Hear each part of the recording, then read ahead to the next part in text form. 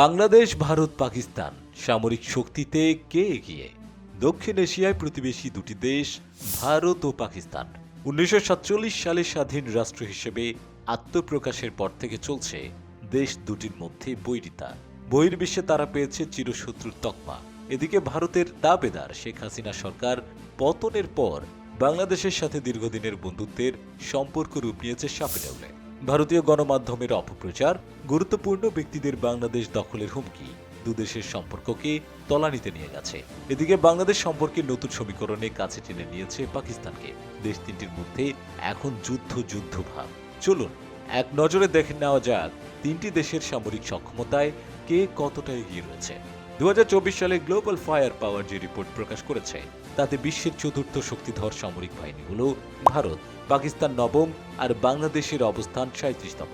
পাকিস্তানের সামরিক budget 8.78 billion মার্কিন ডলার, যা তাদের মোট জাতীয় বাজেটের 18% বেশি। তাদের মোট সৈন্য সংখ্যা 16,40,000, সক্রিয় সৈন্য আছে 6,40,000। দেশটির প্যারামিলিটারি রয়েছে 5 লক্ষ এবং রিজার্ভ সেনা আছে 5 লক্ষ। যুদ্ধকালীন পরিস্থিতিতে দেশটির 4 কোটি সেনা কাজে লাগানোর সক্ষমতা আছে। অন্য চিরশত্রু ভারতের সামরিক বাজেট 84 বিলিয়ন মার্কিন ডলার। ভারতের সামরিক বাহিনীতে মোট 13,25,000 জন নিয়মিত সেনা, 11,55,000 রিজার্ভ সৈন্য এবং 12,93,300 জন আধা সামরিক সৈন্য রয়েছে।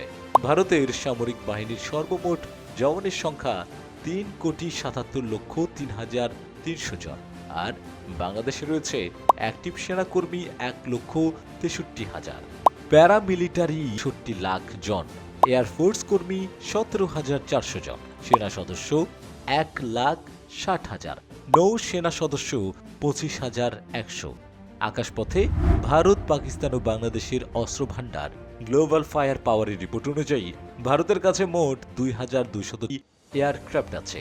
যুদ্ধ বিমানের সংখ্যা হল 606টি, আছে 869টি হেলিকপ্টারও। রাফাল যুদ্ধ বিমান আছে 36টি।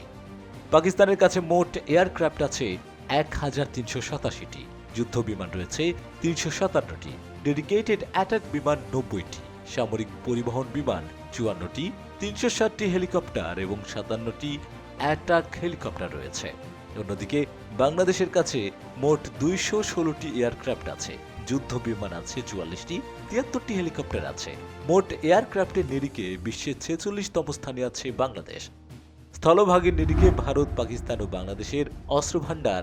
ভারতের হাতে ট্যাঙ্ক আছে মোট 4,614টি, রকেট আর্টিলারির সংখ্যা 702, সেলফ প্রোপেলড আর্টিলারির সংখ্যা 140। সেই সঙ্গে ভারতের কাছে প্রচুর দূরপাল্লার ক্ষেপণাস্ত্র আছে। ভারতের হাতে 172টি পরমাণু বোমা রয়েছে। পাকিস্তানের সর্বমোট ট্যাঙ্ক আছে 2,735টি, সাঁজোয়া যানের সংখ্যা 3,066টি, আর্টিলারি রয়েছে 134টি। পাকিস্তানের পরমাণু বোমার আছে 145টি।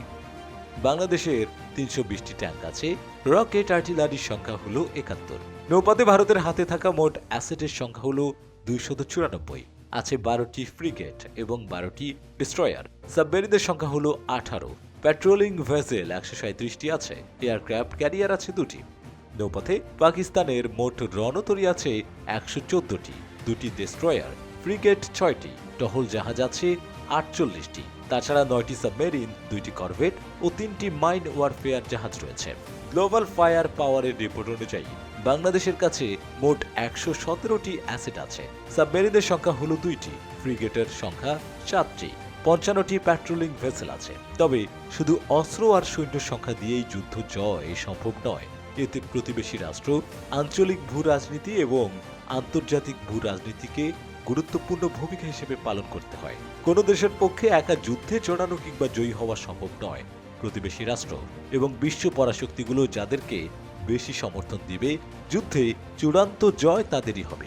বাংলাদেশ, ভারত কিংবা ভারত পাকিস্তান যুদ্ধ হলে চীন, পাকিস্তান, রাশিয়ার মতো রাষ্ট্রগুলো এবং মুসলিম দেশগুলো বাংলাদেশ কিংবা পাকিস্তানকে সমর্থন দিবে। সেই ক্ষেত্রে ভারতের পক্ষে বাংলাদেশ দখল করা কখনোই সম্ভব নয়। পাকিস্তানকে দেখলে পাকিস্তান এমনিতেই ভয় পায়। তাই পরিস্থিতি যত ঘোলাটে হোক, বাংলাদেশের সাথে ভারত কখনোই যুদ্ধে জড়াতে চাইবে না।